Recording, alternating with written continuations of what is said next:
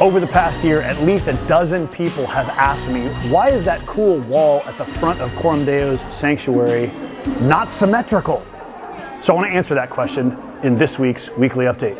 Answer number one, because asymmetry is artistic and cool. It's a design feature, but it's also functional. Let me show you. Here we are behind the wall, and there's a ramp here for access to the stage. Obviously, when you get to the top of the ramp, you need to be able to turn the corner to get onto the stage. So this design feature also serves a function of sort of veiling this ramp and allowing us to have it in a way that it doesn't stretch out into the seating area and take up a bunch of extra space. That's the answer, in part, to why the wall is asymmetrical. Answer one, design. Answer two, functionality.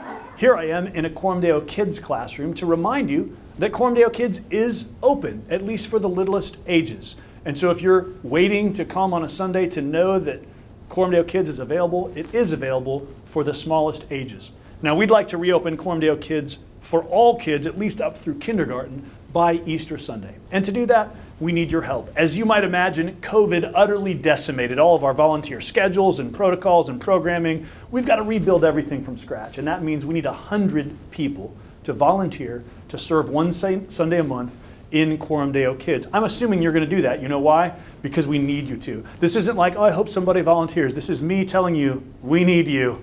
Will you volunteer to help and serve in Coram Deo Kids? With this video will be a link to a sign-up form that you can very easily let us know what your availability is, and our team will fill you into the schedule and pick a Sunday once a month for you to help serve. It's a great way for you to help us get back up and running fully in Coram Deo Kids. All right, two final things. First of all, next week we begin a brand new sermon series in a book of the Old Testament that's a beautiful story of love and loss and redemption. It's the book of Ruth. It's 4 chapters long, and on the 4 Sundays of February, we're going to work our way through the book of Ruth. Pastor Justin is kicking it off next Sunday. It's going to be a great study and a great story, and I look forward to being there with you.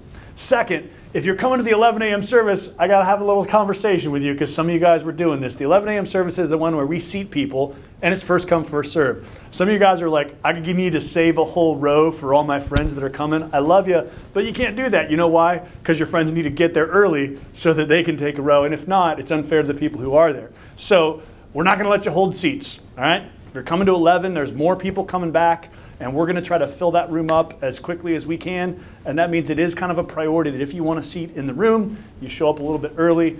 If you show up late, we still love you, but we're going to have to seat you downstairs in the overflow. And that just is what it is. So I know you're not doing that because you're trying to be sinister. I know you just want your friends to be in the room. But I need to ask you at 11 a.m., make sure that you allow us to seat people first come, first serve. And don't save a whole row for all your buddies. They're going to have to get there on time. All right, thanks. That's all I've got for you. I'll see you next Sunday for another week.